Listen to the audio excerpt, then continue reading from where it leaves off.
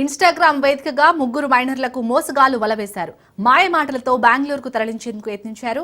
విషయం తెలుసుకున్న అజిత్ సింగ్ నగర్ పోలీసులు మోసగాళ్ల ప్రయత్నాన్ని భగ్నం చేశారు. మిస్సింగ్ కేసును సీఐ వెంకటేశ్వర్లు, ఎస్ఐ శ్రీనివాస్ గంటల వ్యవధిలో ఛేదించారు. ముగ్గురు మైనర్లను క్షేమంగా తీసుకొచ్చి తల్లిదండ్రులకు అప్పగించారు. కేసు నమోదు చేసిన అజిత్ సింగ్ నగర్ పోలీసులు విచారణ చేపట్టారు.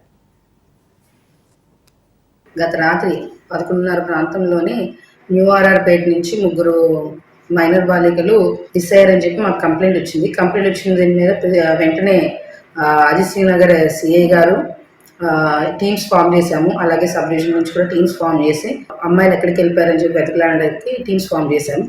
ఫామ్ చేసిన వితిన్ ఫ్యూ అవర్స్ అంటే 3:30 కల్లా అమ్మాయి లొకేషన్ ట్రేస్ అయింది. బై 4 o'clock అమ్మాయిని ట్రేస్ చేసి పట్టుకొని తిరిగి పోలీస్ స్టేషన్ తీసుకురావడం జరిగింది.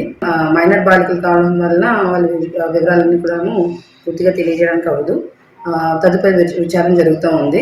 సూచాయిగా పైపైనగా తెలిసిన విషయం ఏంటంటే ముగ్గురు అమ్మాయిలు కూడాను ఇన్స్టాగ్రామ్లోని కొంతమంది వ్యక్తులతో పరిచయం అయ్యి వాళ్ళతో మాట్లాడడం కోసం వెళ్ళినట్లుగా తెలుస్తుంది.